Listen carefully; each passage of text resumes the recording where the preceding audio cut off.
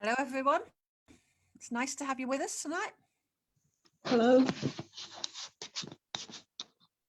Good evening, everybody.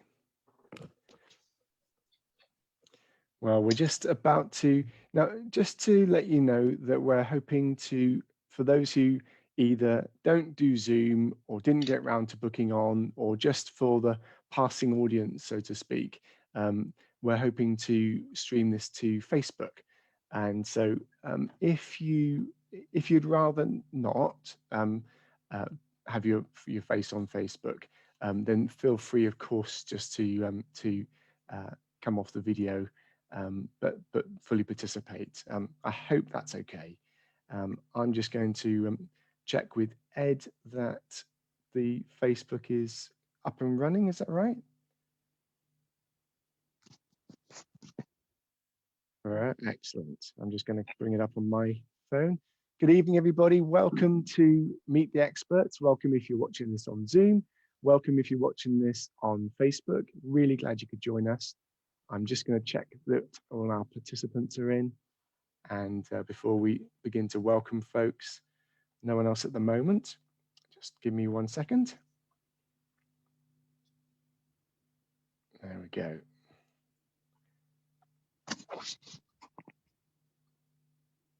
Good, that's all working okay. And also, you should know that we're hoping to record this just so that we can put the presentations on our website. So I do hope that's okay with you. It seems a shame for it to be a once-off that people couldn't refer to again at a future date. So I'm actually going to start the recording now, and then we'll begin properly. And I'll welcome you again just for the sake of the recording. Well, good evening, everybody. Welcome to Meet the Experts here from St Mags, except we're not at St Mags. We are in a variety of houses. I'm at home, and Ed, who is streaming this to Facebook, is at home. We've got all our panelists on already, and we're good to go. So in case you don't, we've not met, my name's Sam. I'm the vicar at Mags, and Nick and Ali, who have been leading alongside a team on this Inspire project, asked if I wouldn't mind hosting this evening, and it's my pleasure to do that. I am prepared to learn all sorts of interesting and new things about St Mags, about our town, about the local history, about geology, about all sorts. And so I hope that that you join me in expressing your thanks to all those who have put these presentations together. Just for a little bit of background, back in, well, I'm not going to steal Julie's thunder, but back in 2015, the church had a quinquennial report. And as a result of that, I'll let Julie explain what that is, we had to do a whole load of work for on the buildings of St Mags. And so really, realistically, the one way that we could pay for that was with National Lottery Heritage Funding, which we were successful in bidding for in 2018, I believe it was, which was fantastic. And out of that came not only a buildings project, which was completed last summer, but all sorts of other streams. And just in case you'd forgotten, if you wouldn't mind muting yourself, that would be fantastic just for the moment. And over the course of the last year, or year and a bit, actually, we've had a Victorian fair. I wonder if you can wave if you were there at that fair. It was a wonderful event. We had an exhibition in Tor Abbey with artwork from schools and the living room and Christian Creative Network. We had just this last week, we had a permaculture course coming out of a garden stream, because we've got an Inspire garden appearing around St Mag's Church. And then over the coming weeks, Martin, who's on this call now, is from Unleashed. They're going to be kind of premiering a full film called The Rich and the Pure, which delves back into the original characters of St Mag's and retells their story with some artistic license.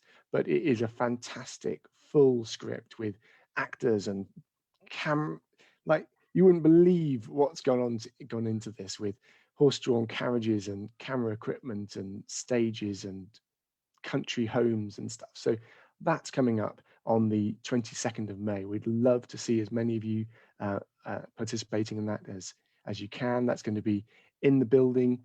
And is it going to be in the building? No, I'm getting myself confused, but it's certainly going to be online. No, it is. It is going to be in the building. Nick, someone help me. I'm getting myself, or Martin, you're qualified to on that one. But also we've got the Flight of Light coming up, which is an art exhibition, and a garden party on the 26th of June. So there's lots of things still to come as we begin to come into the closing phases of Inspire. But one of the things that we wanted as part of the National Lottery bid to do was to celebrate our heritage, to celebrate our location and the history that's shaped our locality and shaped St Mags. And that's what we're doing this evening. If you're interested in buildings and geology and stones and that kind of thing, then you are going to love this first half, because that's the main focus. If you're interested in local history and culture and the history of St Mags, you're going to love the second half, but I hope you love it all. And that's the hope and intention. So without much further ado, I'm just going to check that we've got everybody on, which I think we have. And Ed, if I can just do a quick check that we're all okay on Facebook. We're good. So without further ado, I'm going to actually hand over to it's Julie's presentation first. Julie was our architect. There is going to be some screen sharing and a few seconds delay as we get bits and pieces set up. So just be patient in any wait. And thank you, Julie, for your first presentation. There will be breaks, I promise. We all need Zoom breaks for drinks and the bathroom, etc. So that will come after the first three. But Sam, just before Julie comes to speak, Vincent's got his hand up. Vincent, have you got your hand up to ask a question, my friend? Or No, I'm sorry, Reverend Leach. I just can't get my face showing. But I can hear you all.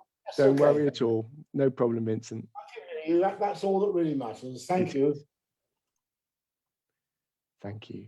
Okay, we're going to begin this presentation. It's a recorded one in just a moment, so bear with me.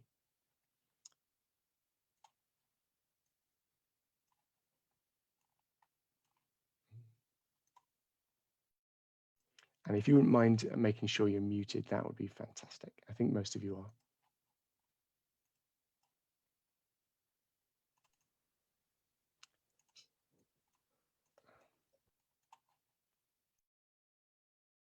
Julie, I'm just going to share with you so that you can, I'm just looking for you. Where are you, Julie? She's there she is. Yes. Julie, I'm making you co-host so that you can do what we practiced earlier. Yeah, thank you. And if you just remember to optimize for video and sound in that bottom left corner. Yeah. Okay.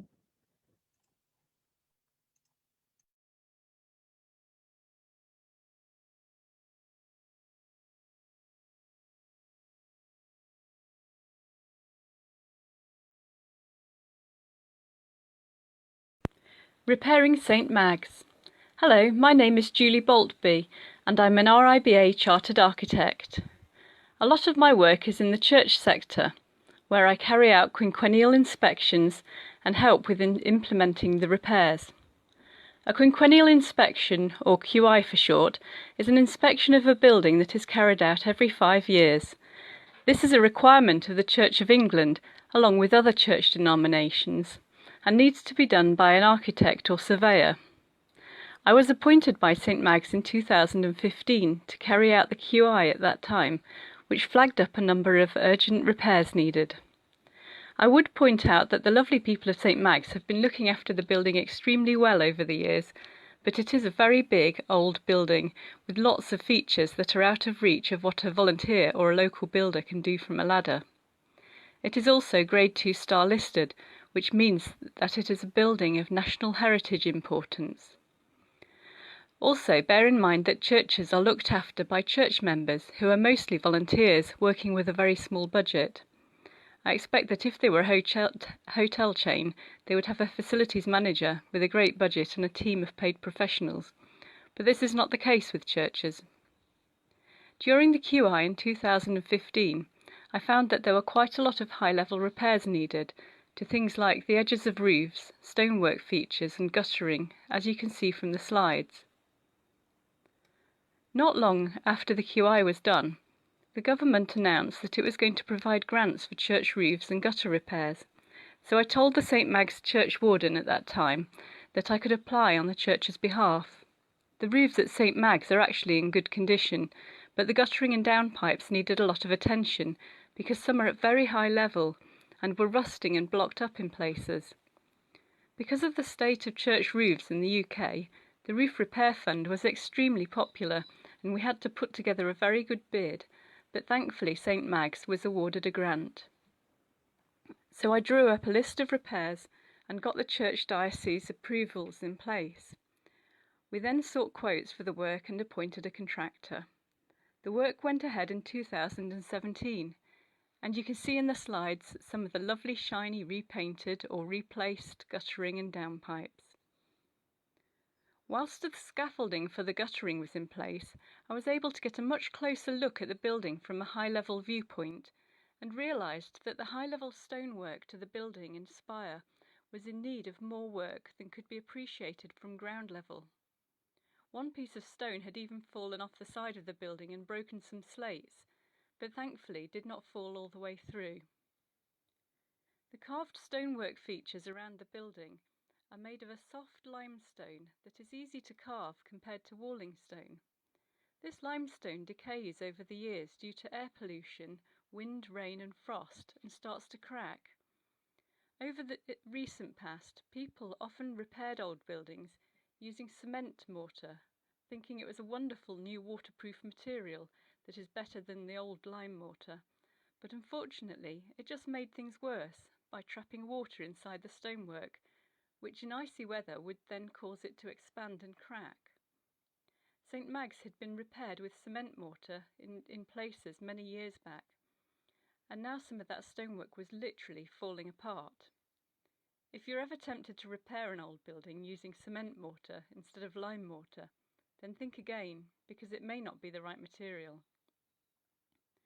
I advised the church warden that I could apply for a different type of grant to carry out an urgent survey of the spire.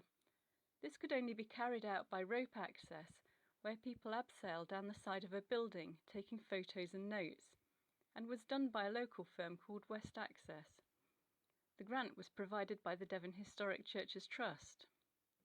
I would point out that it's not easy to obtain church grants, and a lot of background work was done to secure these.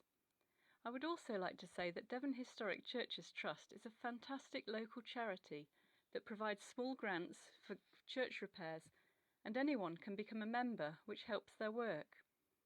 They normally hold an annual Ride and Stride event to raise funds, which anyone can join in, so please look them up.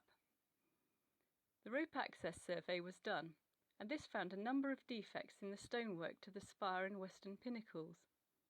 At this time, we were seriously concerned that high-level stonework might actually fall off and hit someone. I spoke to the church warden at the time, Rob Sykes, and we could see the only way to raise the funds for the work was to apply for a much larger grant. The National Lottery Heritage Grant was the only funding body who could provide a large grant to do this level of repair work. After our initial meeting with the Heritage Lottery advisor, Rob realised that St Mag's needed a fundraising team.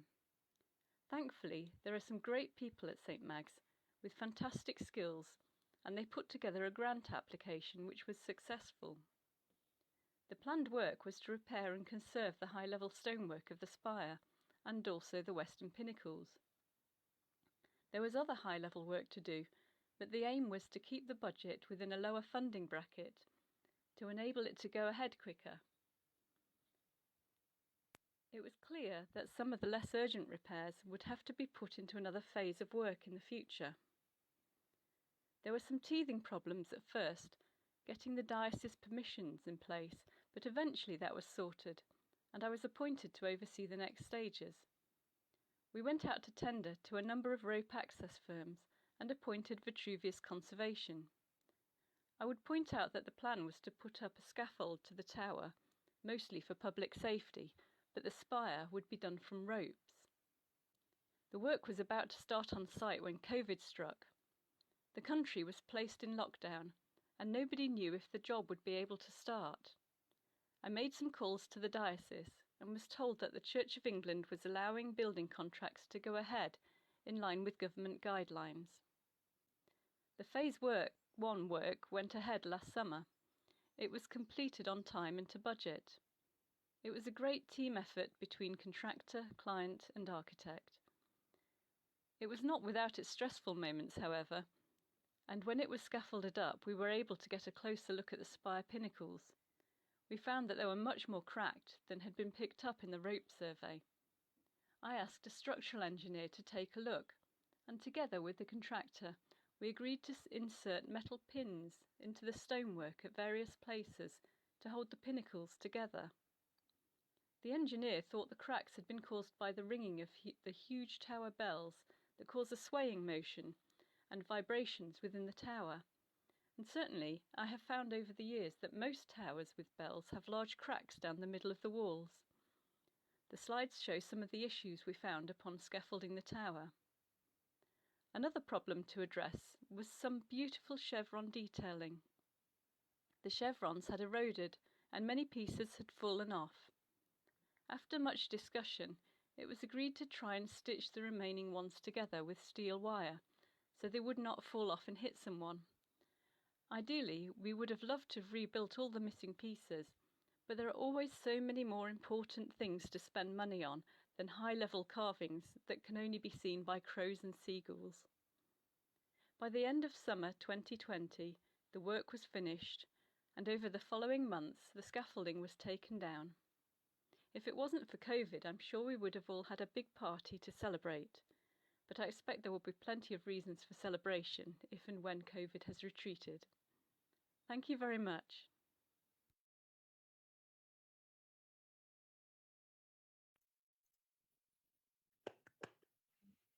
Fantastic. Thank you so much, Julie. That was really fascinating. Lovely to see, lovely to be up high and see all those again.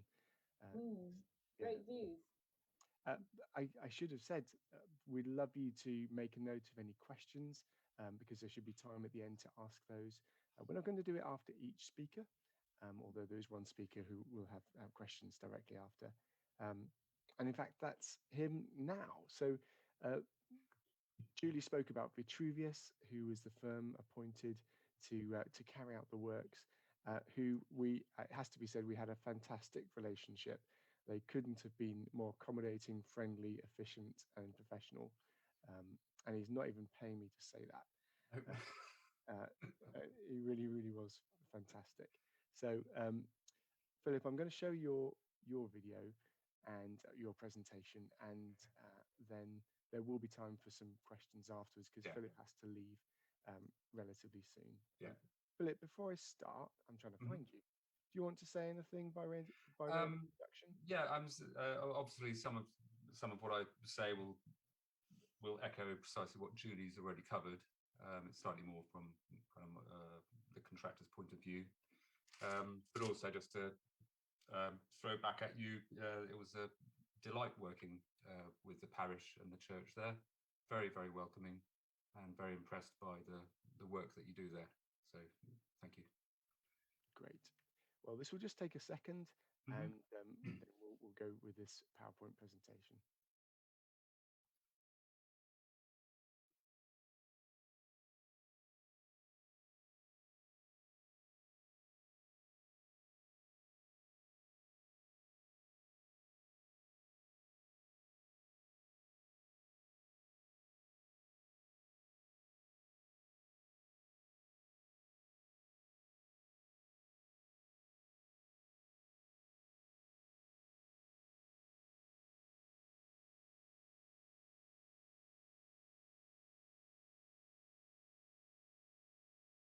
My name is Philip Scorer and I am the co-director of Vitruvius Conservation Limited.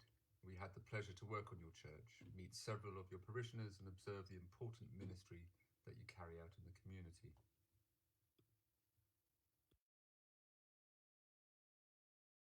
Following the tender process, we were appointed to carry out the specified works to the spire, tower and west end pinnacles. To keep scaffold costs down, it was decided at an early stage to only scaffold up to the top of the tower, accessing the spire by ladders and using rope access to carry out the work there.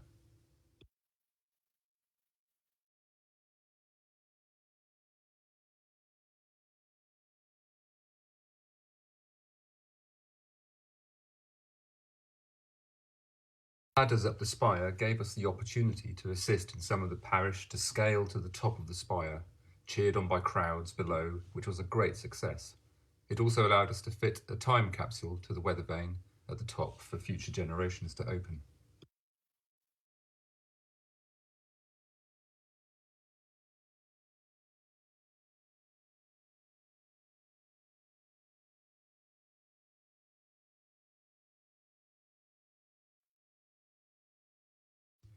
There were several challenges that faced Julie and the contractors. Firstly, as with almost every heritage contract, the budget was limited and decisions were required on what to repair, what to replace and what to leave alone. The quinquennial inspection had highlighted several issues that were included in the specification.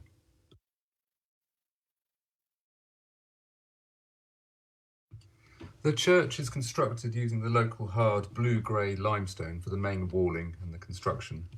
A softer cream-coloured bathstone is used for the windows, pinnacles, columns, copings and the entire spire. The local stone is very hard-wearing, but it is difficult to carve and has a tendency to fracture in unpredictable directions when worked. The bathstone, however, is well known for its ease of carving, and although softer, it is also relatively hard-wearing. But, however good the original construction, all materials degrade over time, buildings move, maintenance issues arise, and problems develop.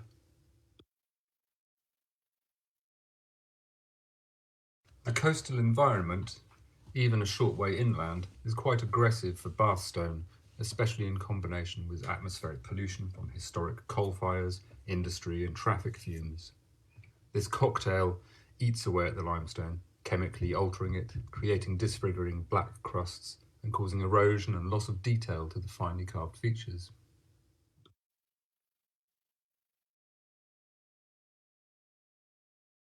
The Victorians were prolific and innovative in their construction. The combination of growing populations, transport infrastructure, highly skilled craftsmen, religious fervour and a national wealth led to a building boom.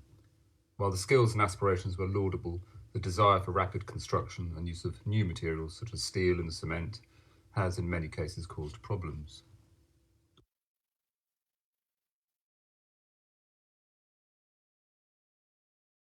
Several bathstone elements, such as columns on the west end pinnacles, had eroded and been repaired in the past using hard cement mortar, which, although well carried out, has caused further decay to the underlying and surrounding masonry. This is also found in many areas on the building where cement mortar has been used to point joints and carry out repairs.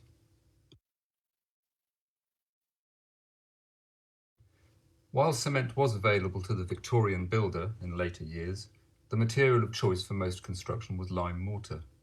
Lime mortar has been used for masonry construction for millennia. The test of time has proven it to be a long-lasting and excellent material when used correctly in suitable situations.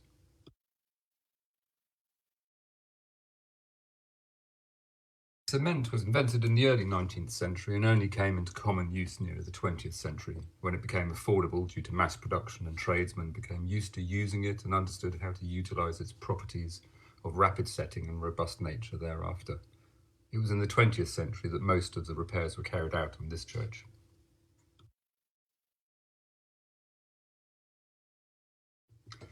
The ambitious construction of the church with its high roof and tall tower stand as testament to the skill of the builders. However, the spire was clearly pushing the engineering abilities to the limit, as cracks and fractures have developed on the corners at the top of the tower. Steel strapping has already been put in place, but the movement has continued.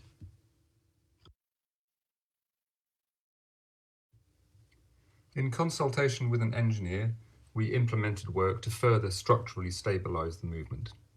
1 metre long pins were inserted into the faces and the columns were secured by smaller pins.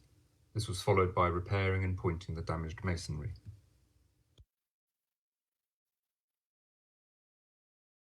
Although apparently a cosmetic problem, the black crust that covers much of the masonry is caused by air pollution and damages the masonry. Where there was heavy build-up of the dirt, we carefully cleaned it off.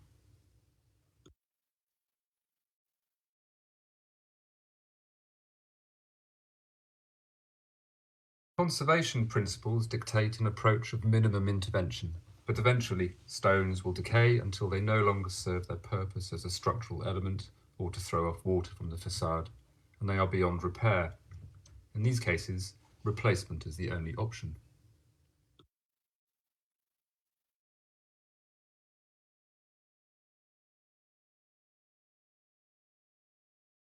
Throughout the project, we inspected the building for any other issues that needed attention. Even the inside of the spire was checked, as can be attested to by my hairy-kneed co-worker.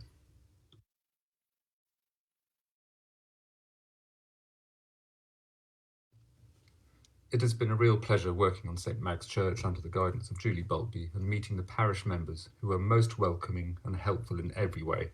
Their work in the community is an inspiration. Thank you.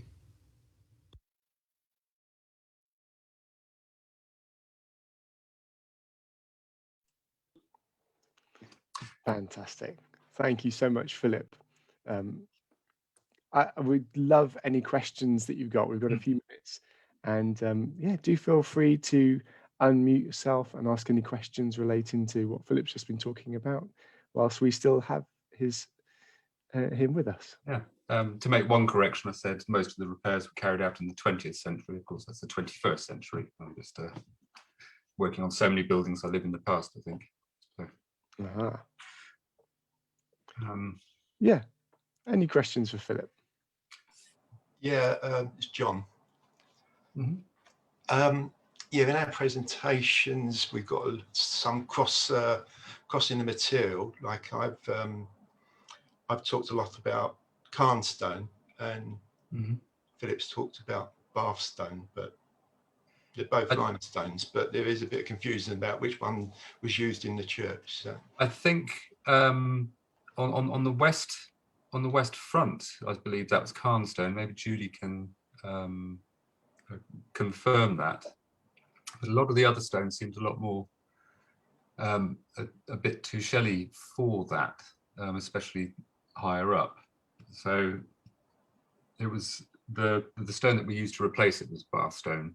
okay, I think in the reports that we wrote at the time said to replace with Bathstone or similar, or the original construction was Bathstone or similar. It's quite possibly. Sorry, Julie.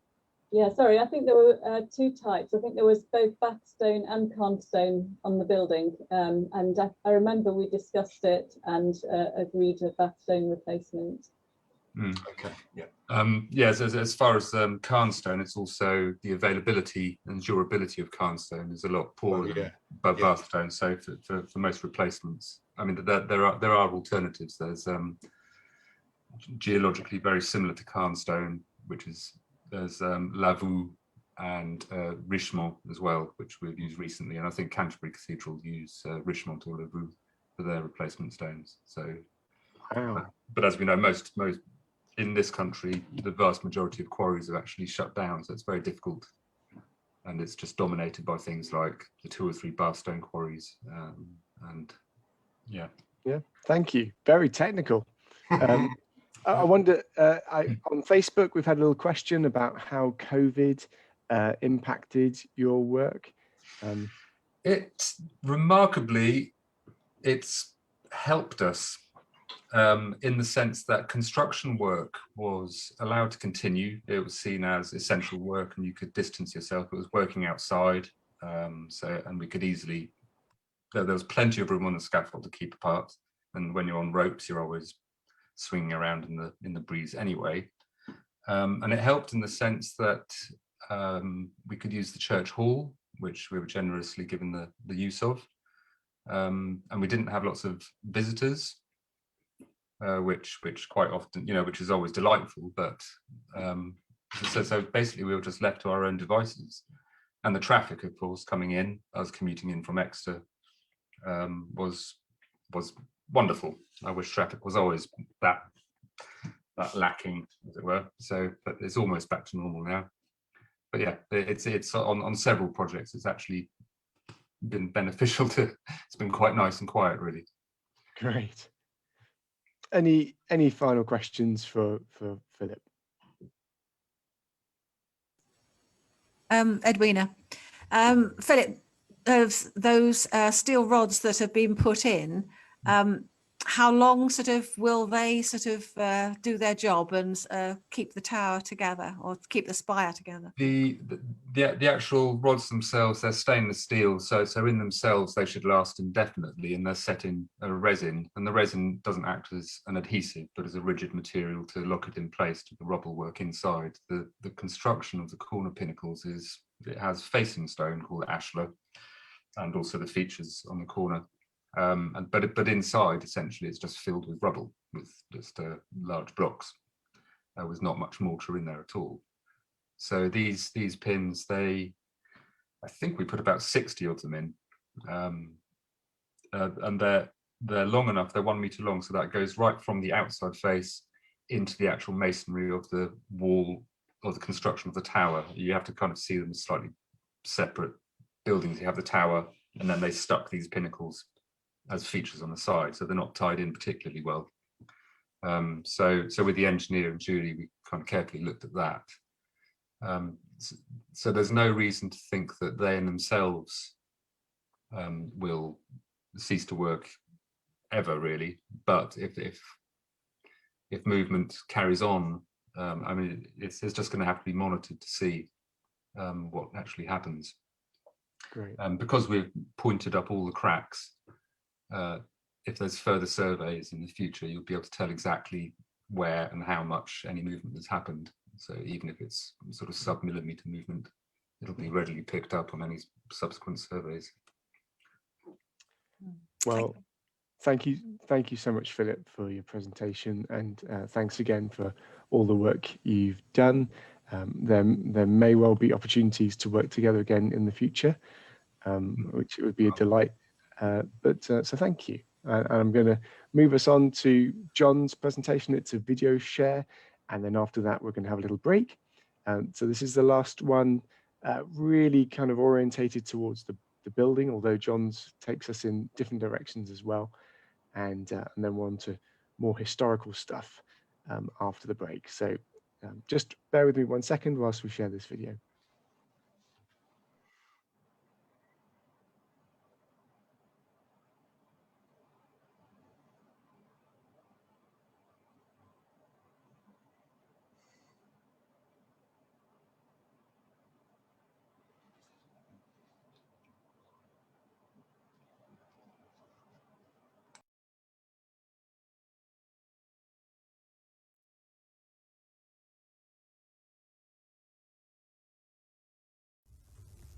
The church was built on a narrow limestone ridge on land donated by Sir Lawrence Polk.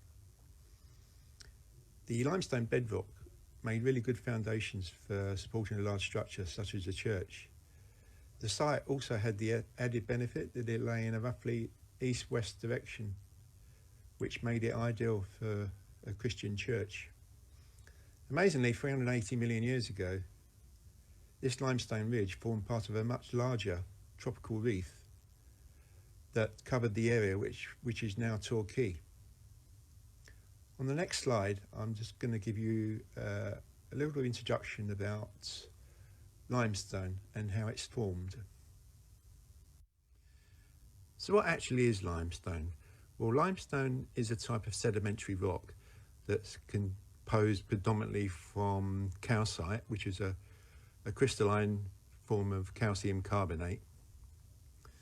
The type of limestone we find here in Torbay was formed approximately 380 million years ago during the Devonian period, when where Torbay is now, there was a large warm water tropical reef, and on the reef were animals such as corals and sponges, crinoids and mollusks. Now these animals had all one thing in common, which was their skeletons was all was composed of calcium carbonate in the form of calcite.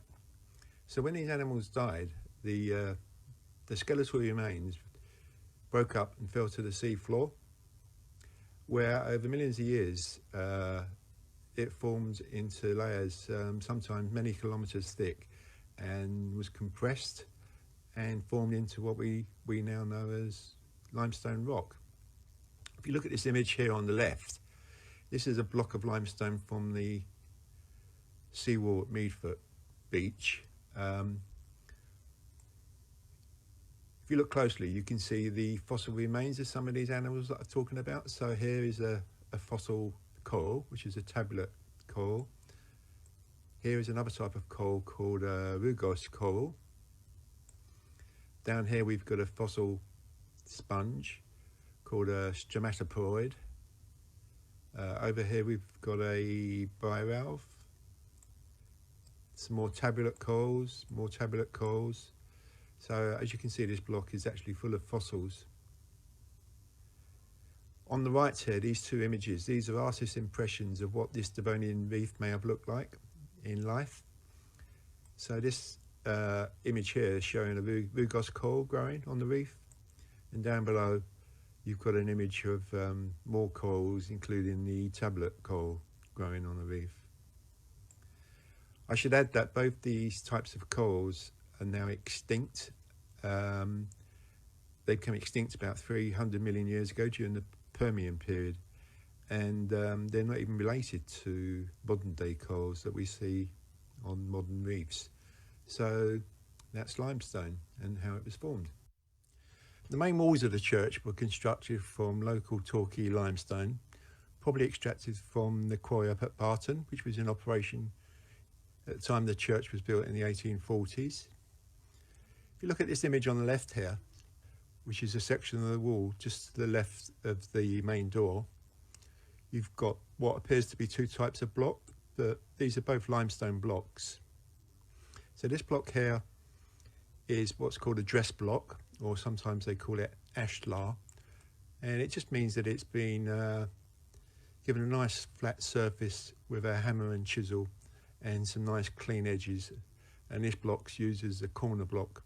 If you look closer, you can still see some of the chisel marks made by the stonemason.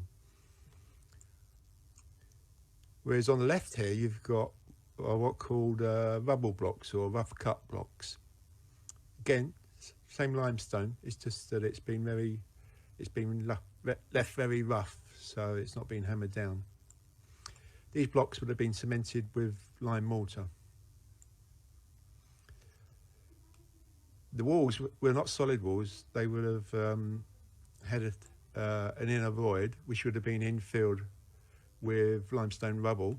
And I've created a little cross-section image here to show you how they may have done this. So this would have been the outside of the wall. So these are the limestone blocks that you can see here. Then you've got the inner void, which would have been filled with off-cut bits of limestone and possibly even brick. Sometimes they even put dirt in these walls as well. And on the inside of the church, you would have had some more limestone, and it would have been finished off with wall plaster to give it a nice smooth finish. One of the benefits of having this type of wall is that the wall actually breathes. So the air inside the wall expands when the church heats up and contracts when it cools down. So if there's any moisture in the wall, when the air expands, it pushes the moisture out through the various crevices and cracks in the wall. On the image on the right here, this is a collapsed section from the south side of the church near the road by the chancel, and you can see how the 19th century stonemasons actually infilled these walls with rubble. So this is not a solid limestone block, as you can see. The limestone is probably only 3 or 4 inches in thickness, and the inner void is filled with off-cut bits of limestone, possibly even brick, and maybe even dirt. So yeah, that's a unique insight into how 19th century stonemasons constructed these limestone rubble walls. The other type of stone we have on the outside of the church is cairnstone, where it's been used for the dressings and some of the ornate features on the tower. The word dressings is just an architectural term for the ornate surrounds around windows and doors, as you can see in the photograph here. These are called the dressings. Cairnstone is a very fine grained limestone, and it's very good for carving into very intricate shapes. Stonemasons actually call cairnstone a freestone because of this very fine grained structure.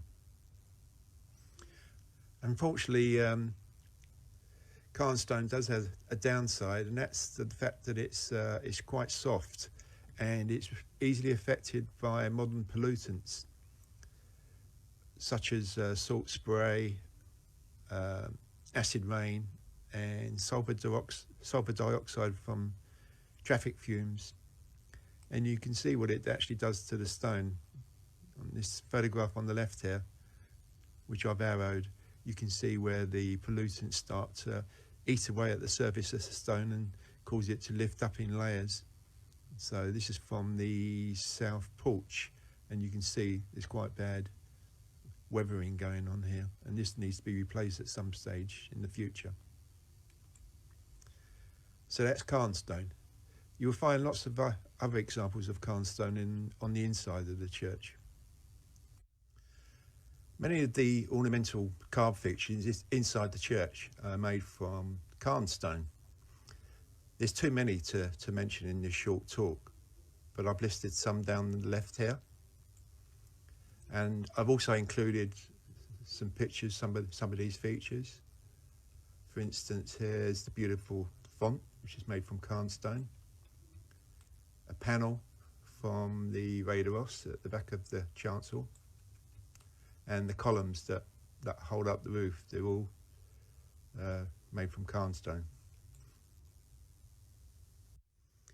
This next slide shows the beautiful marbles that we have on display here in the church.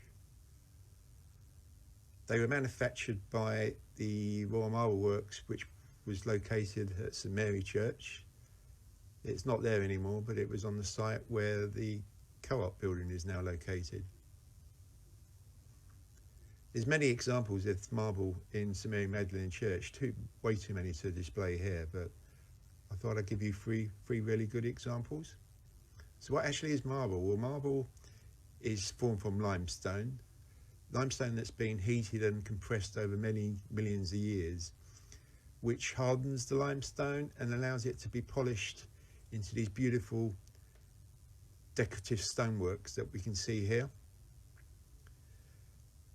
In St Mary Magdalene Church, there are three primary types of marble, local marble. The first one here is on the top left. This is Ashburton marble, and it predominantly is a sort of grey colour with sometimes you get whitish veins of calcite. These are fossils here, fossils that were in the original limestone that's been turned into calcite. The one below it is red Ogwell marble from quarry that used to be located near Ogwell, near Newton Abbot. As you can see, it's a nice reddish hue colour. It's also got veins of grey and white calcite. The one on the right is Pettitor marble. This comes from a quarry that was located at Pettitor at St Mary Church. As you can see, Pettitor marble tends to be a more pinkish colour, but it can be other colours as well, including greys and yellows even. Pettitor marble is supposed to be the best marble in Devon, and some say even the best marble that you can find in the UK. Pettitor marble can actually be found in many prominent buildings in England, government buildings and art galleries and museums. And there's some very many fine examples in the Geological Society building in London. The final stone that I want to talk to you about today, and probably the least well known, is alabaster.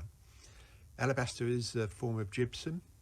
It's soft, fine-grained, translucent white rock, which makes it ideal for carving. It can also be polished like marble. The example I'm showing you here is from one of the panels in the Reredos at the back of the chancel. It shows St. Mary Magdalene washing the feet of Christ. To the right of it, this example here is not actually in the church. It's just an example I've added in to show you what alabaster looks like when it's brand new. It's got this lovely white opaque colour to it. But one of the downfalls of alabaster is it's actually soluble in water. So unless it's cleaned correctly, you can actually push pollutants into the surface of the stone, causing this really dark brown staining. Okay, so that's about it for this talk. I hope you enjoyed it.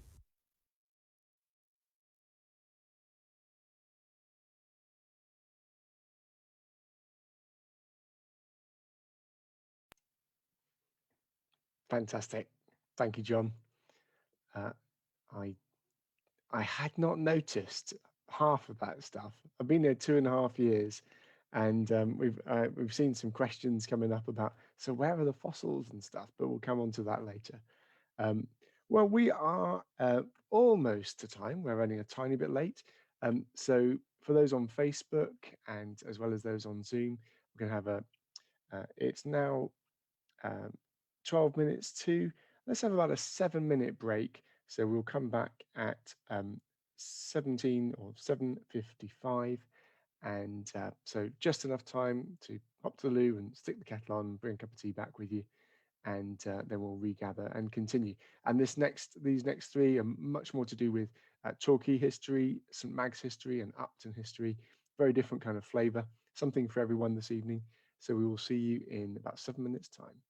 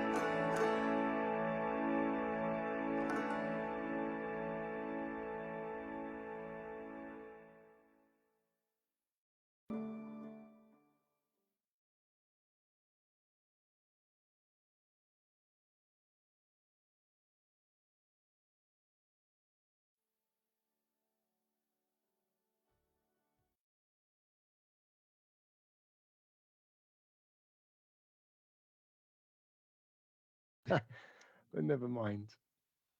Maybe I can edit that out at the end.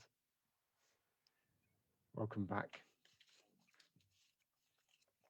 It's lovely. We've had 16 to 20 on Facebook as well.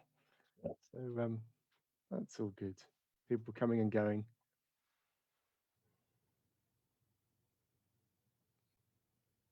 Just wait a moment or two more. One of the things we've been doing online since the first lockdown, we've been had morning prayers, morning and evening prayers, 9 o'clock in the morning, 9 o'clock at night.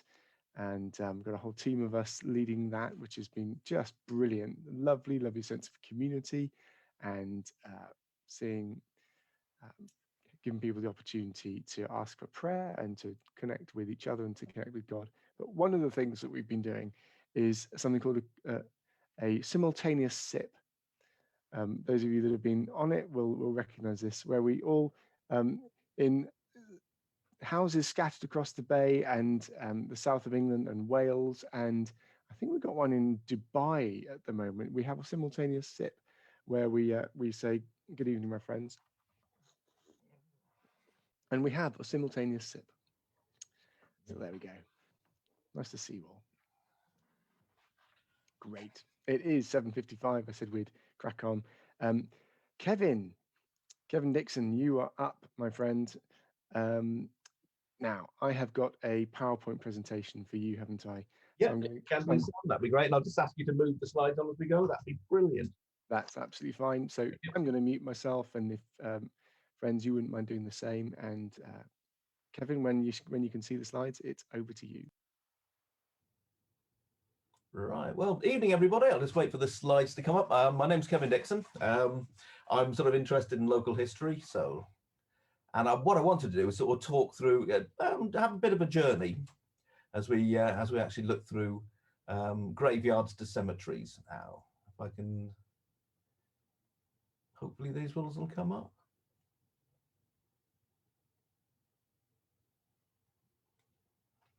That's looking promising, and we're nearly there.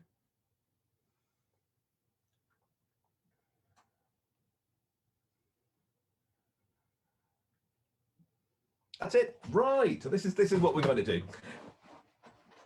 Thanks, Sam. That's brilliant. Oh, back a bit. That's it. That's the first one. So it's really looking at churchyard to cemetery, and it's a bit of a transition. So what I'm really going to be arguing is that our early churchyard and the later cemetery reflect the evolution of the town. So it's really changing attitudes to life and the leaving of it. So, and the three illustrations there indicate our journey. The first one is it's an very old sort of gravestone, and that's in St Saviour's. We'll come on to a little bit to that later. And it's the very old one, because you can say it's got that skull and crossbones, that memento mori, the old sort of gloomy Protestant Puritan tradition. In the middle, obviously, we've got Mary Maggs and the graveyard there. And our final destination, in more ways than one, I guess, is Torquay Cemetery. So next slide there, Sam. Okay, we're not going to concentrate too much on St Saviour's as a building, and really just to mention that I think everybody's fairly familiar with it, just off Lucia Street. So it's founded in the 6th century and dedicated to St Petrox. It's part of that old tribal Dumnonian territory. And the first real account of the parish is in Domesday in 1086. And the current church is 14th century on the site of an earlier Norman chapel. And you've got a bit of an illustration on the bottom left of what we think it actually looked like. It doesn't look like that anymore, as you know, and we've lost a lot of the tor behind it, that old sort of craggy tor that gave Torquay its name. So you've got the church there, and you've got the old manor house, which is now just, the site's now just been turned into a block of flats. But intriguingly, you've got a stream, Springs being particularly sort of relevant to early sort of Christianity. And it's now the Greek Orthodox Church of St Andrew, and everybody is fairly familiar at that. Next slide there, Sam, if you don't mind. But it's not the church that we're particularly interested in. What I'm really interested in is graveyards and cemeteries. And if we see them as free to visit open air museums, that's really my kind of thing. So in that cemetery, it's not particularly large. but there are 690 recorded graves. It's a medieval churchyard, and we didn't really get sort of gravestones until the sort of 16th, 17th century. So people were just buried one on top of each other. It's really grisly stuff, but which is why obviously you've got some of those graveyards that are mounded up, because there's so many folks that are actually there. So medieval churchyards were multi-use, and there was a certain amount of equality in sort of death. I mentioned, I sort of pointed out those very small gravestones, the one with the memento mori. So during the 17th century, the Puritanism was losing its influence. So there was less that kind of fear of the punishments of hell, you know, that you are going to die, memento mori. And then sort of moved more towards the sort of rewards of heaven. So a lot of the imagery in epitaphs changed, they softened, the skull was replaced by those cherubs and draped urns and weeping sort of Victorian angels and willow trees. The other interesting things about the churchyard is how many folks there died from consumption, which is the really sort of early days of Torquay as a sort of health resort. And we've in the corner, which is unmarked, as you go in, just in the top right-hand corner, you've actually got a cholera corner. And there's about 60 unmarked graves in there when they're sort of one of our great cholera epidemics, and this one was in 1849. I'll put a little quote in there from Jane Burgoyne, who died at the very young age of 25 in 1854.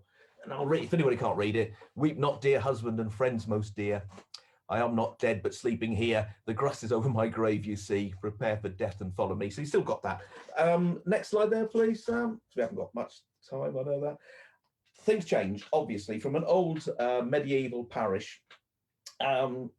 And the churchyard was absolutely fine when in 1800 you only had around 800 people in Torquay. I've put the population increase there, so it gradually, you can see it really started increasing.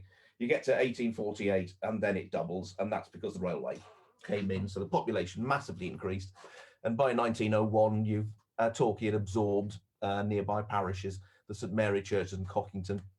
So there was obviously overcrowding and competition for space, and there's an indication there of how many graves are actually there, because they pushed them back to one side. So additions were made to the churchyard, but again, the population was just really sort of rising all the time. Also, old medieval graveyards were seen as a source of miasma, which was sort of a gas that was supposed to sort of come out of graveyards and harm people. So, and this is where Upton comes in. In 1850, the local resident of Upton petitioned for a prohibition on further burials at St Mag's Churchyard, simply because it was just overcrowded. So they looked around for a new Torquay burial place. Eventually, the churchyard at Tor was closed to burials in 1895. Next slide there, Sam. You can see how sort of crowded it was. And I just wanted to say one of the reasons that Torquay was changing, and it was changing very rapidly. Let's see, I think terrific Terry Lehman, if you know Terry, in the 19th and early 20th centuries, he's identified 60 places of worship in Torquay. So there was a decentralisation of the Anglican Church, and I've got some dates here in case I didn't remember them. So John the Apostle was built in 1823, Mary Magdalene in 1849, of course, St Matthias in Ilsham in 57, St Luke's just down the road from where I'm sitting now, that's 1861, All Saints Babbacombe 1865, All Saints Tor 1867, Christ Church Ellicombe 68, and then a little bit later Holy Trinity in 1896. But the town was changing in the sense that new ideas were coming in, new ideas about secularization. There was that multiplicity of faiths, of traditions that were coming in, sort of nonconformism.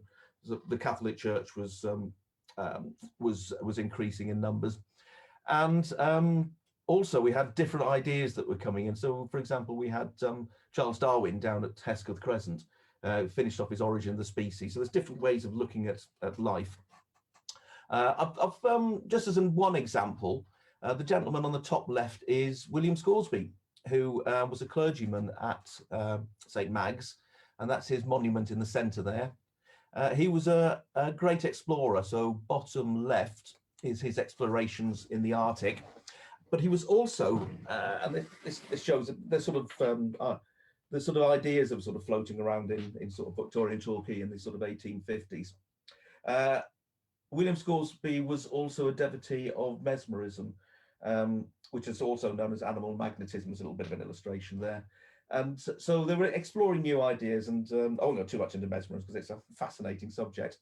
But just a few yards away from St. Mag's, where William was a clergyman, you had Torquay's original hospital. So on the right, there's a little bit of an illustration of St. Mag's and the hospital.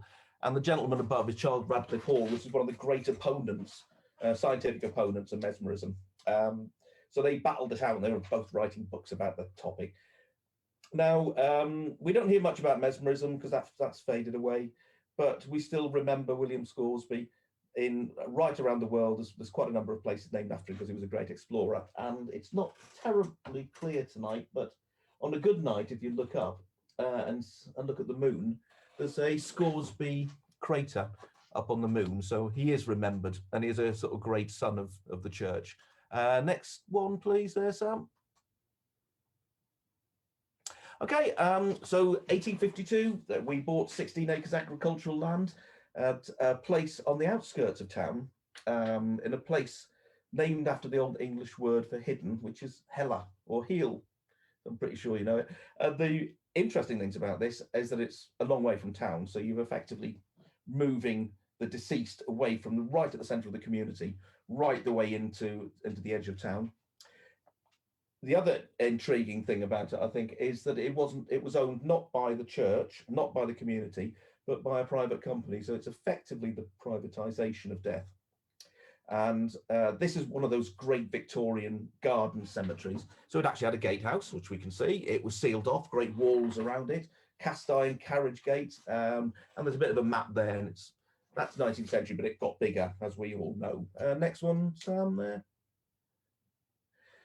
And it's a garden cemetery based on the Père Lachaise Cemetery in Paris, and it's designed to impress and give the effect of a country park. So you've got the two chapels, Anglican and Nonconformist, up there. It's designed that you can take carriages, and there's those great sweeping carriage lanes and lots of intricate walks around. So it's a very large space. And there was a strict separation of denominations. So we're starting to lose that, equality in death. And it sort of reflects, that kind of almost sectarian Torquay society. Extended again in 1869 and 1921. And next slide there, Sam. And here's some of the things you can see in it. And it was a place that you could actually display wealth. The growing Torquay middle classes seized on this opportunity, and they got themselves into massive amounts of debt. And it was the idea that you could go somewhere different, and it was completely, different sort of mindset to the old sort of medieval cemeteries. So you could visit, reflect, and contemplate, and you could show off your wealth. And the bottom middle is the Singer tomb, which was also where Prince de Polignac and Winnaretta Singer are actually based. But you can see how much that kind of Victorian, hugely expensive imagery. Next one, Sam. And things changed. It was by the sort of end of the 19th century, there was concern over the cost of funerals, and we just know how much people sort of invested in them. And there's also that kind of reaction against Victoria's cult of mourning, where everyone used to wear black, and other things were changing: social mobility, health improvement, smaller families. So people were moving around the country. So why invest massive amounts of money in a funeral when your children are going to move away? Changes in theology, changes in the way that the resurrection, bodily resurrection, was being looked at. Rise in other traditions, other faiths, particularly non-belief. The big thing, the big change really was the Great War and the end of empire. All those kind of certainties that were challenged, and you suddenly see a real change. I think in tombs were less ornate, graves were less ornate. And the bottom left image is of the New Zealand cemetery. All those graves, all the same, whether you were a lieutenant or whether you're a private, all the same. And the other big thing, now I've been to, in my life, I think I've been to one old style burial, but I've been to many funerals, many cremations. And the Cremation Act came in 1902. And we built a crematorium in 1929. And finally, the in 1975, management was taken over by Torbay Council, so it's back to being owned by the community, I guess. Next one, Sam, and I think that's my last slide. And I mentioned that there's a nice Victorian grave digger, and Percy Bysshe Shelley and Mary Shelley came to Torquay in 1815, so I thought I'd finish off with a quote. Cemetery, oddly enough, it comes from the Greek for sleeping place, which I thought was quite nice. So the cemetery is an open space amongst the ruins, covered in winter with violets and daisies. It might make one in love with death to think that one should be so buried in so sweet a place. I thought that was quite nice. Ironically, Percy Shelley wasn't buried in a cemetery. He was cremated on the beach in the Mediterranean, as we all know. And that was really my sort of very brief 10-minute journey between Torquay's early churchyard and into our later cemetery. And I think it just shows how people's how location changes, how the view of death and the leaving of how we mourn has actually changed over those times. If anybody is interested in more of this stuff, there's a link there to a number of different articles. So thank you for listening, and I've run out of time. So thank you very much for doing my glamorous assistant bit there, Sam. Thank you. That's my pleasure. Okay. Thank you, Kevin. Isn't it fascinating just to take the lens of death and cemeteries and use that as something to look at our changing history and the demographics and poverty and wealth and all of life within that. So thank you so much, Kevin. I really appreciate it. Okay, are you ready for something else? A little bit different. Hi again to those who are watching on Facebook. You're part of Meet the Experts, and we're about to have our 5th expert. This is Nick Pannell. And so Nick, I have got a PowerPoint presentation for you as well, don't I?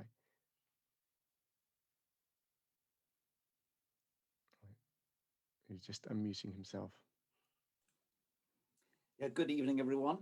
Thank you for the invitation. I've been fascinated so far. I have to say, I've been listening with huge curiosity and learn so much. I'm particularly interested in the stones. I must say I shall examine every Torbay building with new interest from now on.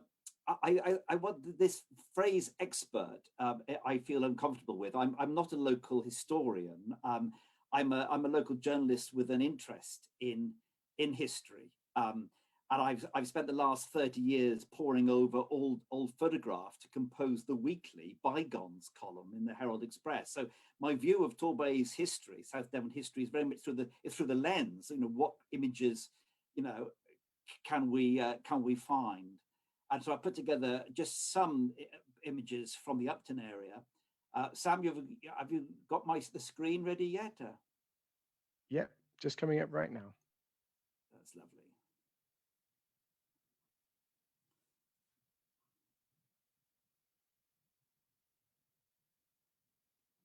Yeah, so I think we have to first of all understand that Torquay is actually the most modern of Torbay's towns. Paignton is much older. Brixham was flourishing and bigger than Torquay was for centuries. If we go back 200 years, Torbay is really just a collection of hamlets and villages, and the Upton Valley is I suppose is just a string of settlements alongside the river. And this is the River Fleet. John mentioned it in his talk. And it's currently culverted down the Upton Valley, really. This, we think, is probably potentially be Penny's Cottage on the left there. And it shows, Upton Valley is very much a rural area, obviously quite ruinous in places. And that the hill you see behind is Windmill Hill. I think it's exaggerated by the artist, but other images show a windmill on top of that particular hill. So the next slide, please, Sam. So the first photographs that we can use are dating from about 1850 onwards. This one's been hand tinted, and again, this shows part of the Upton Valley. You'll see what appears to be a lime kiln on the left, and you can see the hillside rising beyond. Of course, the Upton Valley would be heavily quarried, so the geology, sorry, the topography is probably changed over the last 150 years. But it just gives you a sense of the very rural nature. There's no cars, there's no carts. It's just a sort of a limestone valley, really. Yeah. So moving on to slide 3, please. Okay, so I want to spend a bit of time on these images because they are absolutely fabulous. These are, we think, the Castle Circus area in about 1890, before the town hall was built. This looks very much like the kind of the poorer end of town because it's got a furniture showroom, the equivalent of the B&Qs of this world, you know, out of town slightly. We can see Upton Vale Baptist Church on the right there, obviously a very big church. Charles Spurgeon preached there in 1868, and the 2,000 congregation gathered there. Obviously, we have the presence of St. Mary Mag's just in the pictures, and you can see that it's a horse economy. There's no cars, and just notice this building. Just notice the large detached house sat at the top of the hillside there, and the furniture showroom beside it. No town hall, very much the kind of development area. Next slide, please, Sam. Okay, so things are beginning to happen. That detached house I mentioned to you, which was a kind of off license, I suppose, has been demolished, and the first big civic buildings of Torquay are being built. This is the Carnegie Library, opening in 1907 on the site of that house.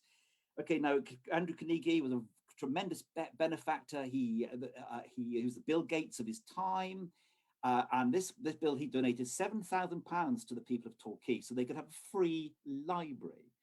But when it opened, there were 7,000 books on its shelves. So it was a really important, first foothold of community life in Torquay. And you can just see the furniture showroom just tucked in the corner there, beneath the roof line of St. Mary Mag's. Okay, next slide, please, Sam. Okay, so this is taken about the same time. This is about 1906, 1905, 1906. St. Mary Mag's is very prominent. You've got the hospital on the left, the Torbay Hospital, first Torbay Hospital on the left there. And obviously electricity was now, you're like, hey, we've got a whole new thing now. And so they decided that they were going to build some tram lines. And the tram lines were a large network, quite disruptive network actually on the roads of Torbay. So I think that this route was probably heading down to the harbour. And the thing about the trams is they didn't actually last that long. They were a huge drain on power. When they would go past one cinema in Torquay, the arc lights would dim and the movie would flicker. And of course, there was always the dangers associated with a tram, just hurtling through the narrow streets of Torquay. So in fact, by 1934, the trams had gone. Have the next slide, please, Sam. Okay, this is a lovely picture of Castle Circus from 1911. And again, Mary Mag's is there, and we've got the first start of the Castle Circus. Now, the town hall was to be completed, I think, in 1913. The town hall was built, so it's just out of view because it's not out of view at all. It wasn't even built by 1911, but it will take shape in the next few years. Notice that the trees are getting bigger, And can you also see the tram just coming down the road there, coming down High Union Street, and you can see the tram lines on the road. Okay, next slide, please, Sam.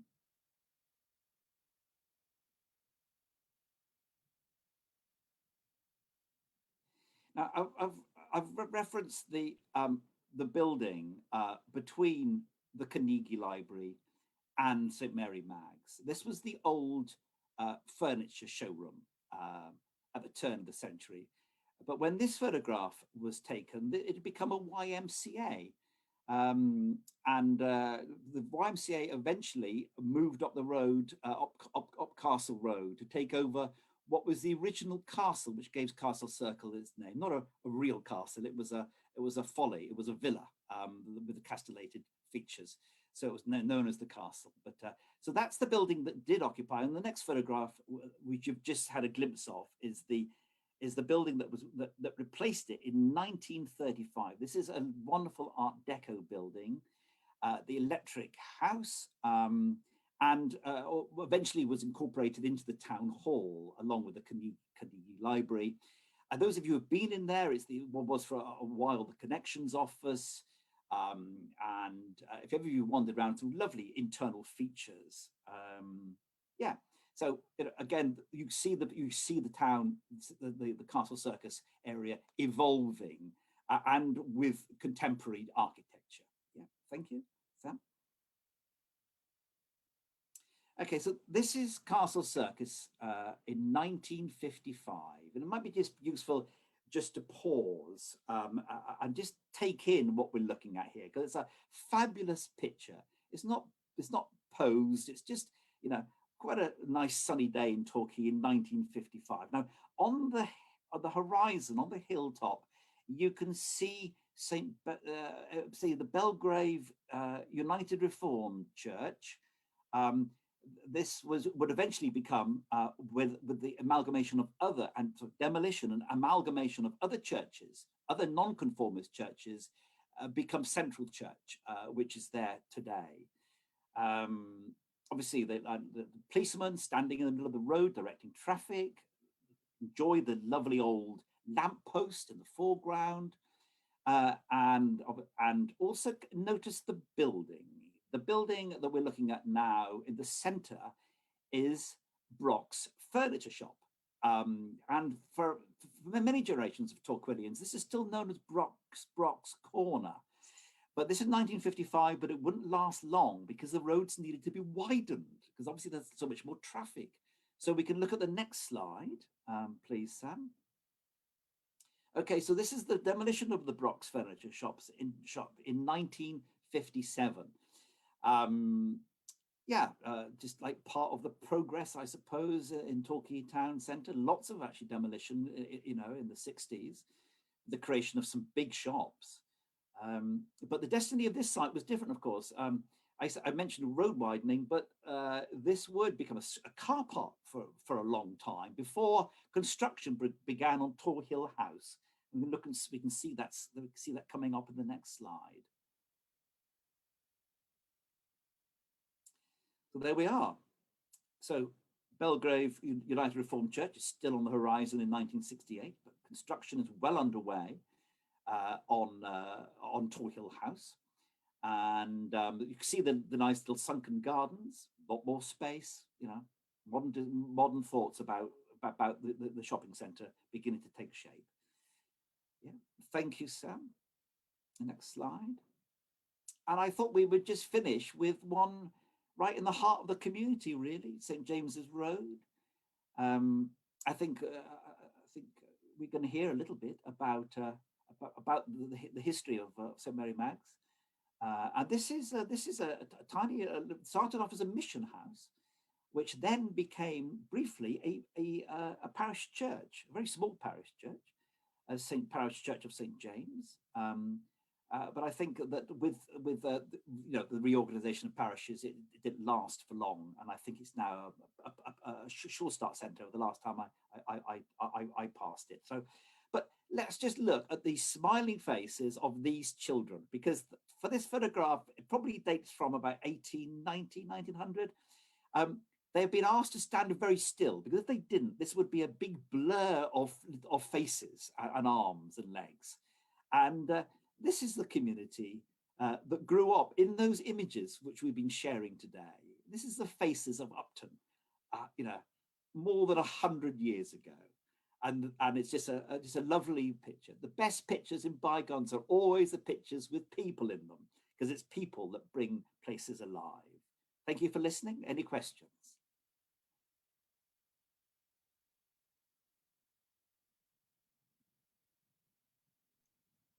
Fantastic. Thank you so much, Nick. Really, really good. I just love seeing those old pictures. That one that was that had been colorized as well, and seeing the evolution of Castle Circus. I even recognize the telephone box that's still there. Not looking quite as sparkly and new nowadays, but yeah, fantastic. So please do make a little, either a mental note or an actual note of your questions, because we're going to be coming back to those in just about 10 minutes or so. And the final presentation of this evening is from Edwina Corduroy. Edwina, I can't remember if you introduced yourself on the video. I think I did, but welcome everybody. And I would say, like Nick, that I'm not an expert. I've just done a lot of research, and this is sort of the fruits of the research, really.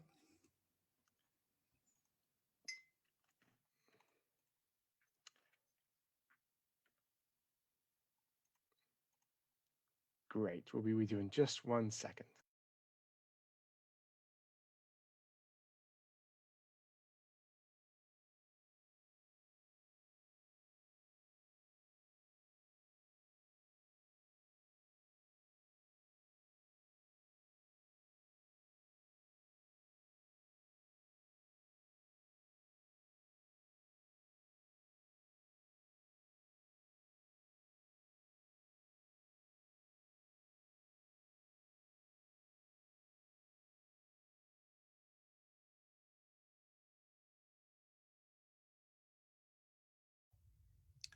Well, good evening, everyone. My name's Edwina Corduroy, and I've been on the team that's been put together for researching the history of the church. It's called Inspire, and we have been sort of doing a lot of work on the characters that are associated when the church was being built. And that is what my talk is going to be about. And I'm going to share my screen now, hopefully. And you'll be able to see what I'm talking about.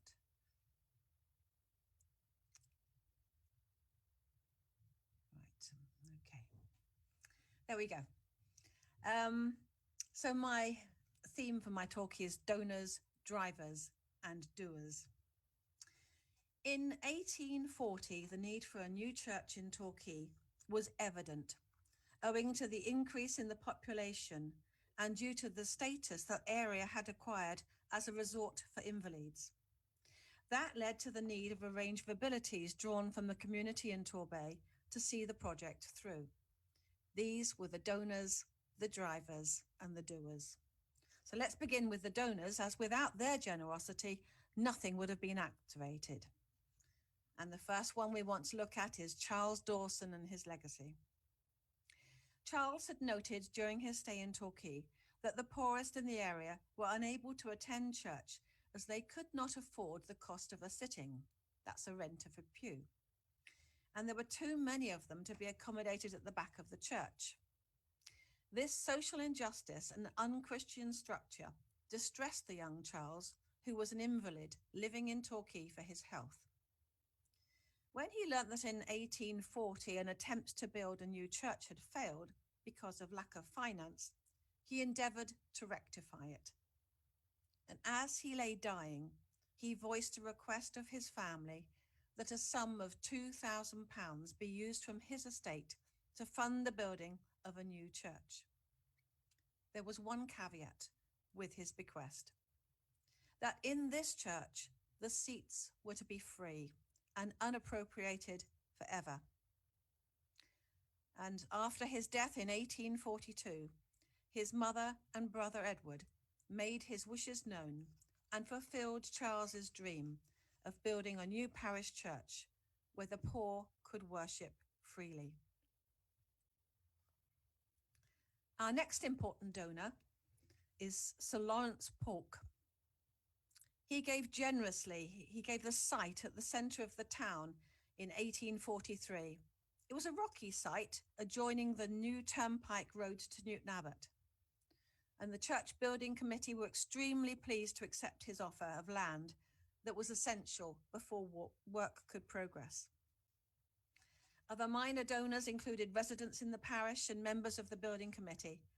But let's move to that first group of people who were driving the project forward, and that was the building committee. At a public meeting that had been held on Torquay Town Hall on Monday, the 6th of February, 1843, it was agreed that a building committee should be set up to oversee the construction of the new church at Tormowen. The committee consisted of 15 members, with the incumbent of Tor, Reverend William Mallock, in the chair. Most notable members for this talk being Mr. William Kitson, and I've got a picture of him, and I'll move that, and Mr. Jacob Harvey, and Charles's brother Edward, who was an honorary member. The committee was quick to act, advertising for architects to send their designs for the new church by the 11th of March, with a £20 fee for the chosen design, and a proviso that the cost of the building was to be no more than £5,000. Consequently, £3,000 remained to be raised on top of Charles Dawson's original donation in order to build. Work began on construction of the new church quite quickly, with the appointment of the architect Anthony Salvin and awarding the contract to the builders, Jacob Harvey and Sons, by July 1843. So let's move on to those doing the work. Jacob Harvey and Sons. The Harvey brothers were a firm of local builders who had a proven history of building in Torquay. They had a lease on the land where the new church was to be sited and had been using it as a quarry for the construction of new homes they were building in and around the town. Jacob had been appointed a committee member at the February public meeting, and consequently, he voluntarily gave up the firm's claim to the land. The site has a narrow, rocky platform that did not allow for the church to be built facing due east, as was usual, so the direction had to be altered slightly southwards. Jacob tendered for the work on the 31st of July 1843, and he and his firm were given the contract to build the new church. And after a few months' delay, finally the work was authorised to begin on the 1st of January 1844. And I just point out that this is not the Harvey brothers. This is just a picture of Victorian stonemasons, but they would have been very similar. By March 1844, plans were made for the laying of the foundation stone. Henry, Bishop of Exeter, accepted the invitation, and on the 9th of April, 1844, the ceremony took place. A brass plate was attached to the stone with an inscription, and in addition, a sealed glass case was set into the stone, containing coins and a document of the occasion. Unfortunately, the location of this stone has been lost through time. One of the stories that has survived from the building of the church was that Jacob Harvey had employed two local men from the Angel family, John and William, whose trades were of mason and master mason, I think, and plasterer. And the people of the town found great amusement as they remarked that angels were ascending and descending Jacob's ladder. In October 1844, an anonymous donation of 7 stained glass windows for the apse were given to the church. These had been designed and manufactured by William Wales from Newcastle upon Tyne. And he later, in 1851, exhibited his craft at the Crystal Palace exhibition in London and became renowned for his talented work. Construction proceeded on the church until the latter part of 1844, when Reverend Mallock, the committee's chairman, resigned, and Reverend John James, the new incumbent at Tor, took over as chair of the building committee. Driving force and motivation were in short supply by the spring of 1845, as financial problems caused great anxiety for the committee, with a shortfall of £1,500 to finish the building.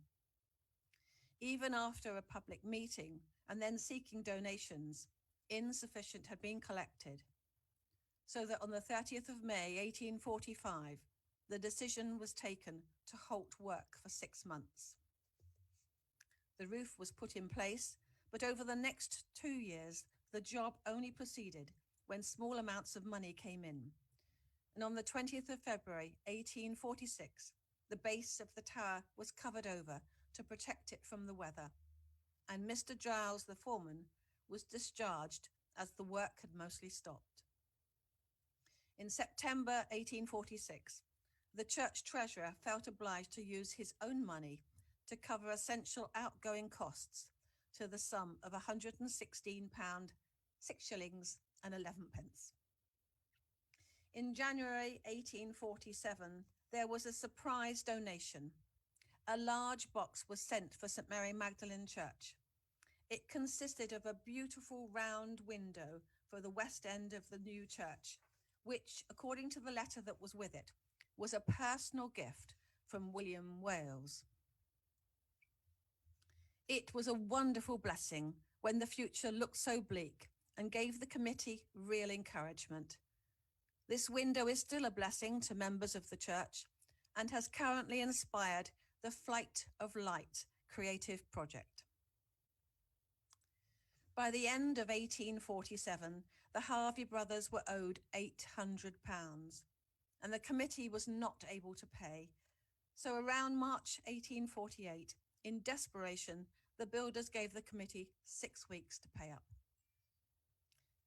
The committee turned to a wealthy lady, Mrs. Belfield Lewis, and took out a loan from her for £800 with an interest rate of 5%. We'd be extremely fortunate to get as much interest as that today. Then in the summer of 1848, the tide began to turn when Richard Wolfe visited Torquay and saw the half-built church. In addition, he found out that the incumbent had not yet been selected, which opened up his interest in the position. So, Reverend Richard Robbins Wolfe, who was later to be given the title Prebendary. He was born in Ireland and he had an MA from Trinity College, Dublin. And at the time he visited Torquay, he was vicar of St. Matthew in Leeds. Richard had recently married Louisa on the 20th of June, 1848. So I wonder if his visit to Torquay was in fact their honeymoon. From his first sighting of St. Mary Magdalene, he was prompted to meet with William Kitson, who was later to become a great friend, and Sir Lawrence Pork, who was the patron for the living and who showed no hesitation in appointing Richard as incumbent on a stipend of £100 per annum. I'm not sure that Reverend Sam would find that enough for 1 week, let alone a year. By the 4th of September 1848, Prebendary Richard Wolfe was in post and his name had been added to the building committee. He was the real driving force. As in a matter of 6 weeks, he had actively fundraised for the church building. By the 8th of October, 645 was in hand, with a further 300 promised, on condition that the building work recommenced immediately. Furnishing the interior of the church features began at once and proceeded as money was available. The debt to Mrs. Lewis was repaid on the 1st of January 1849. However, there was still a shortage of money, which meant the church could not be consecrated whilst in debt. Therefore, on the 20th of March 1849, William Kitson and committee members took on the outstanding debt of £400 between them. This enabled the church to be free of debts, and with all the necessary internal fittings in place, the Bishop of Exeter was asked to consecrate the building, which he did on the 12th of April, 1849. And there you can see the consecration tablet. So following the consecration, services were held in church, although many features that we see today were absent. The first organ was installed in 1850, and then the tower and spire, which were finished in 1854, with the bells mounted in 1855, and finally the clock inserted in 1862. We give thanks to those Victorian donors, drivers, and doers, for without their foresight and perseverance, St. Mary Magdalene Church would never have been built. Thank you, and hopefully there'll be questions later.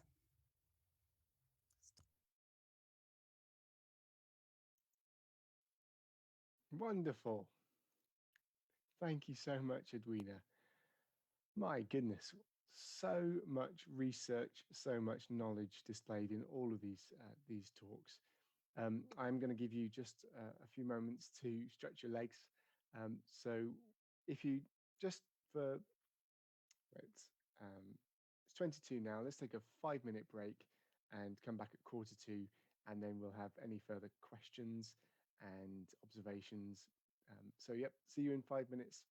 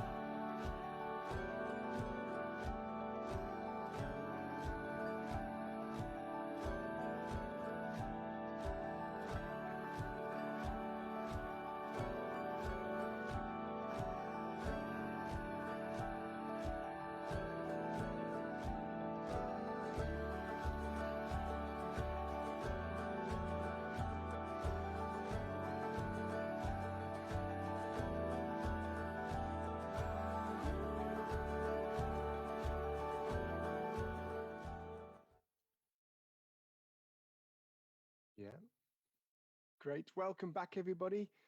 Thank you for bearing with us whilst we've had this little break in our Meet the Experts evening. So all of us on Zoom have been part of this since 7. Welcome if you're just starting to watch this on Facebook. Glad you could join us. All of this will be on the Facebook page straight after we finish at 9ish, and then on our YouTube channel, probably in the next day or two. Well, welcome back, everyone. Thank you for staying with us. I know one or two have had to leave, which is, of course, absolutely fine. It's over to you now, really. We would love any questions. If you want to pop comments in the chat, please do. If you're not sure about speaking out, but you still want to ask any questions, just type them in there. Equally, if you're on Facebook and have got any questions, then please do type them up here, and Claire will pass them on. So yeah, over to you. Ask any questions. With the wealth of knowledge that we have amongst us, one of them's bound to know. Vincent, I can see your hand. Thank you very much. I hope you can hear me. We can. We can. Jolly good. It's a very magnificent organ in the church, and Edwina said that it was installed, what seemed to me relatively soon after the church was completed. I was wondering if we have any records of how the funds were raised to pay for that, only so soon as they got out of debt, basically. Yes, that was another sort of fundraising of actually sort of once we had Reverend Wolf in situ, he fundraised for a lot of different things. I mean, sort of the tower and the spire, finishing that off was the first big fundraising, and then he fundraised for the bells and the clock. So he was continually fundraising. The first organ that was put in was a much smaller organ, and the one we have now was put in probably, I think probably about 25 years later. So probably at about 1870 somewhere, sort of 1880. And I think sort of we had some sort of wealthier people in the congregation sort of then, and money was actually flowing in because things like the reredos were put in, and later on sort of we had the St. James Chapel and all sorts of other additions. It was around sort of the very early sort of phase until about sort of middle of the 1850s, where money was desperately short. But I think later things were done and financed by beneficiaries. Thanks, Edwina. Thanks, Vincent. That's a great question. I've got a couple of questions on Facebook, but I'm looking for any other hands. I'll come back to the questions on Facebook.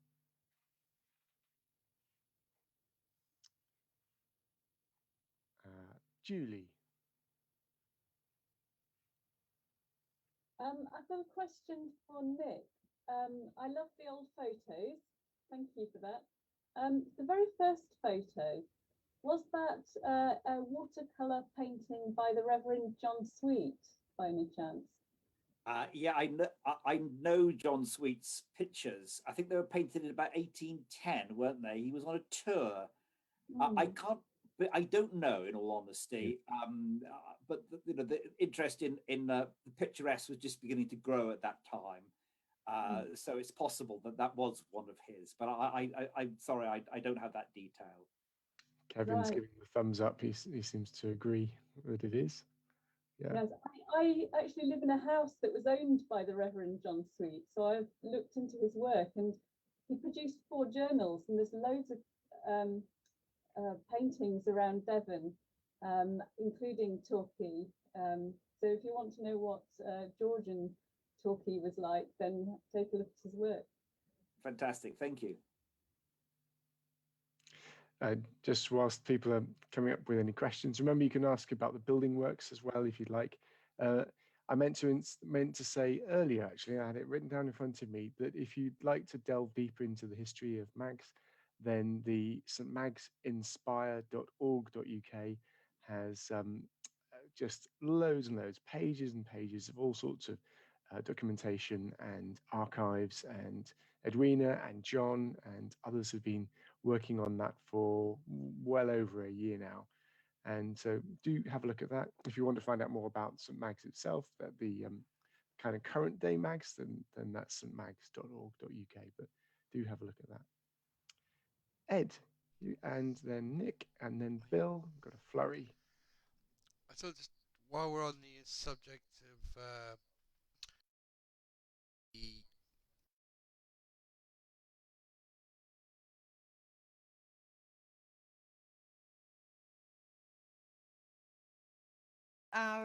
our two paintings are by Tom Mostyn. He was a well-known Victorian artist, and we've got the Adoration of the Magi and Salvador Mundi, which is Christ in the Wilderness. Thanks, Ed. And Nick, you had a question too. Yeah, sorry, it's a question really that I wanted to ask Phil, but he's gone. So I have to ask Julie instead. We have now the wonderful repairs that you've done to the tower and the spire, and I do have every belief in you both. I think you've been fantastic. But can I, in all honesty, say in the next bid, if we do it, that this tower and spire will last for the next 100 years? I really hope it will last for the next 100 years, and it might even outlive the state of the planet. Bill, I saw you raise a hand. Thank you, Sam. Question for Edwina. You mentioned Tom Mostyn. Another name that comes to mind is Gilbert Scott. Doesn't he have a connection? He does. I can't remember now. He does, but I couldn't actually put everybody in. No. We had to keep it down to 10 minutes, so there's an awful lot of people that aren't in it. Yeah. He was an architect that actually did some of the alterations in sort of the chancel area. Yeah. It was a little bit later on, but you know, from Salvin, the first architect, he was sort of the next one down. We've had a few architects over the years. Yeah. I'm sure you know, but for those of us interested, it's astonishing in Torquay because two Grade 1 listed churches, All Saints with William Butterfield and St. John the Apostle with George Street, and then Gilbert Scott and Salvin involved with St. Mary Magdalene. I mean, it's astonishing. I mean, the quality of ecclesiastical architect. Well, I just thought it was amazing that they only paid Salvin £20 for his designs. Yeah. Wow. Thank you, Edwina. I got a question from Alison Ford here, just saying, is it correct that one Isambard Kingdom Brunel donated some money to? Yes, I think he only donated £10. But that was we've got the original, one of the donors. we've got the original donors book that the Reverend put together, and it's hidden away. It's difficult to see, but it does say Isabel Bingdon Canal, £10. Yeah, I think it was 10. Yeah, I think it was £10. Correct. Mind you, that was worth a lot more in those days. I was going to say, yeah, that was worth a lot more back in the 70s. I'm just looking at Joy's questions. You're saying the bells were mentioned. This is possibly one for Julie. I think in the first talk, it was suggested they contributed to the damage of the tower. Could we hear a little bit more on that, please? Yes, basically church bells are incredibly heavy and they're on a frame, and the frame is built into the tower wall. And generally with church towers, the ringing of the bells causes a swinging motion, which often cracks the stonework of towers. So that is quite a common problem in church towers. We don't know for sure that the cracking was caused by the ringing of the bells. The structural engineer asked that the bells would be rung so that he could feel the vibrations in the tower. But unfortunately, we could only have one bell being rung because of COVID. So all the bell ringers couldn't be there at the same time. So we didn't really get to find out for sure, but certainly that is quite a common problem in church towers. Thanks, Julie.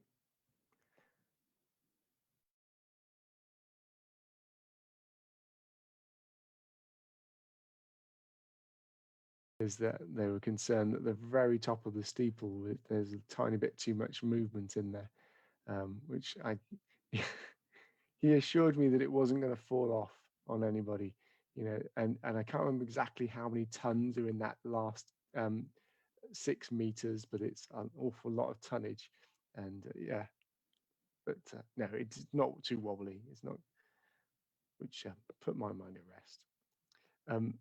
Any other questions that we've got? Referring you back to what Kevin shared or that John shared earlier.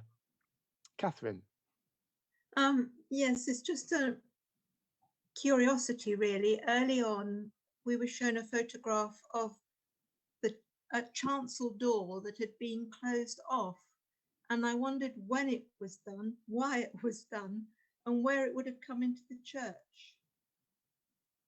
I don't know whether John wants to take this one up, but I mean, I think both of us probably could do this one. I don't think it was ever used. It was there to, it was going to be sort of for the priests to come in to the chancel area. And it was, I think, steps from outside sort of that were supposed to go up to this outside door. But as I understand it, it was just a facade. It was never, actually, the door was never put in, so it's never been used. Right, thank you.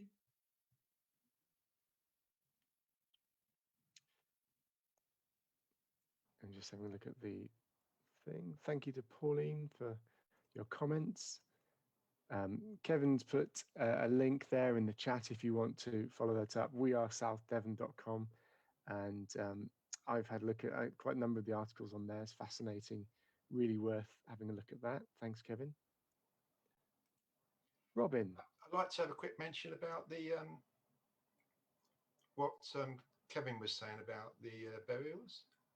Yeah, sure. I'll come back to you, Robin. Most people are probably not aware that there's about 950 people actually buried in the churchyard of St Mary Magdalene. And it filled up pretty quick over a period of 20 years. And I think 200 are children under the age of 1 and 400 are children under the age of 7. So it gives you an insight of the social upheavals that was going on and the amount of the rate of childhood mortality around about that time. I'm trying to remember how many of those were cholera-related deaths. Either Edwina or maybe Nick and Ali, you may be the people to answer that. I'm not sure that we know whether they were cholera-related, but they did say, Kevin did say sort of about the St Saviour's graveyard with a cholera pit. And I think a lot of the cholera victims were in that pit because they were trying to sort of obviously stop the disease from spreading. Mm-hmm. Thank you. It is rather salutary that we have to be extremely careful in the graveyard and not dig down too far just in case we accidentally unearth something, which would be difficult, expensive, and possibly criminal. Anyone else got any questions? Joe's just got my phone. In fact, I'm just going to have a very quick oh, Robin, I'm going to come back to you. Ed, do we need to come off, finish Facebook now so that Joe can go and do evening prayers? I know yes, two can in theory use both be on Facebook at the same time on the St Mag's page because we've done it by accident before. I think we can go with that if you like. Okay. Because we're not logged onto the same account, are we? No, so, okay, I'm logged in from mine, so Joe could go ahead and do that. The joys of technology. Yeah. Robin. Yeah, just a curiosity for John, actually, if you're listening, John. Just you mentioned in your presentation about the 3 different types of marble, which I thought was quite interesting. So you said that the Petitor marble was probably the grandest or the most expensive. It's interesting that the altar rail and the support for the another one of the supports were made from different marble, from Ashburton, I think, and Ogwell, West Ogwell. Have you got any idea as to why they would use 3 different types of marble, and maybe one could have been sufficient to have made all of those 3 different items? I think the actual design of how the marbles were laid out were part of is it Scott?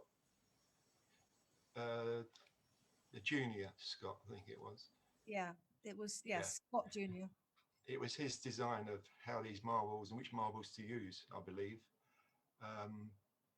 But they used 3 different local marbles because they were all different. You know, they were different colours and different textures and. Well, it reminds me of, I can't remember whether it's All Saints or St Luke's that's got about 10 different types of marble. I think it's one of Father Peter's was showing me, which is just like that's incredible. All Saints, I think, in Babbacombe. All Saints. John the Apostle, Sam. Oh, St John the Apostle, All Saints. Yeah. Any other takers? I'm not sure. Maybe All Saints. Some of the other local churches have also got some very good examples of the 3 local marbles that I mentioned. St Matthias has got some really nice examples as well. I believe there's some really, St Luke's has got a wonderful marble floor apparently.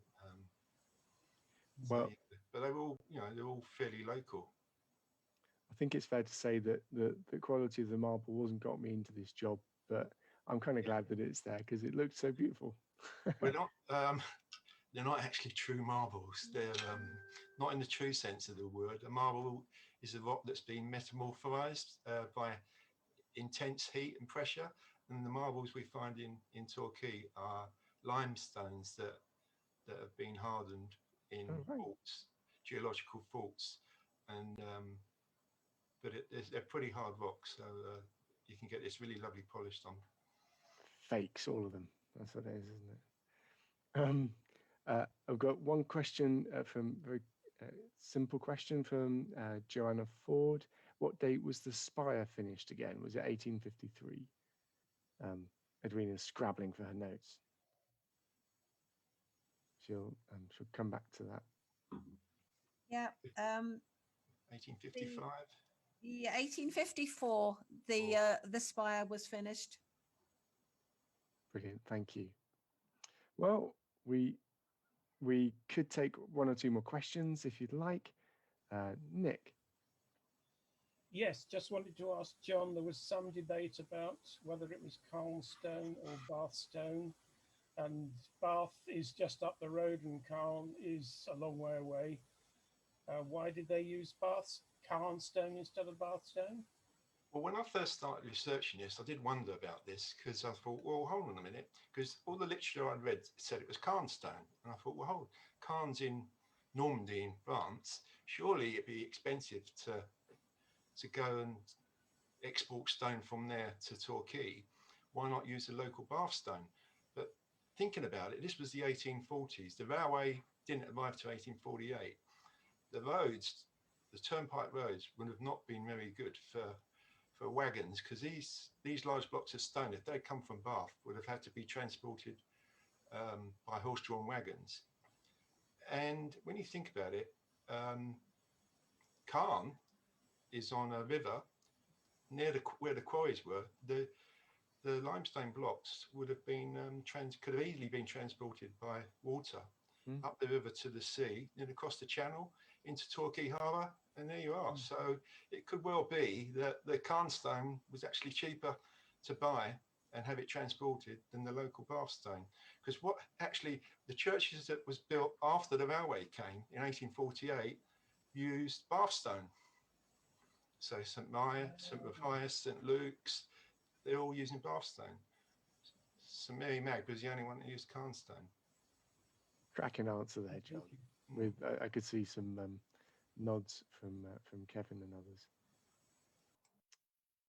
Wonderful. Any other final question?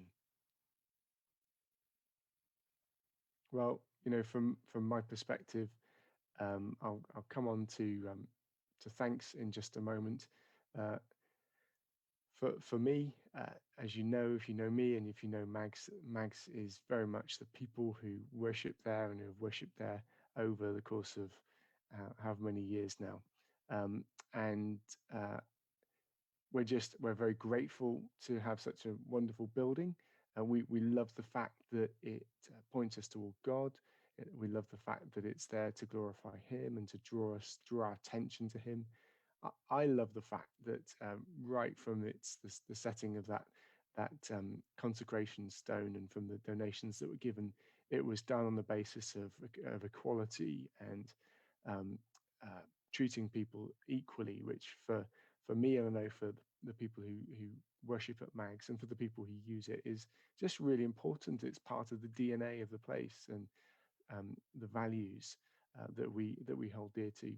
So extremely grateful for the building, very grateful for the Inspire bid and for Nick and Ali and all the team that have been so involved with that, and all the other events that have happened and will happen, and very grateful for you who have contributed to Kevin and Edwina and Nick and Julie, and I missed someone, John, and of course Philip. So those of us that are still on, shall we can unmute ourselves and give them a little Zoom round of applause.